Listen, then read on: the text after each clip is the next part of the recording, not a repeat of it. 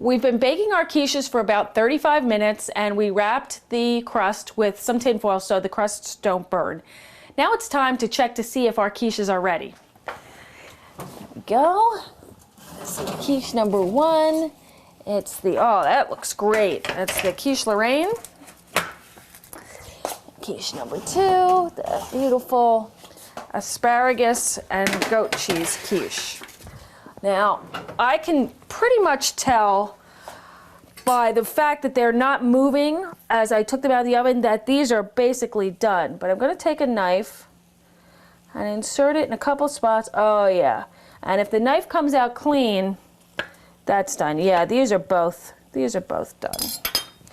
I'm going to take off the collars, let these cool for a few minutes, and when we come back, we're going to serve our 2 quiches.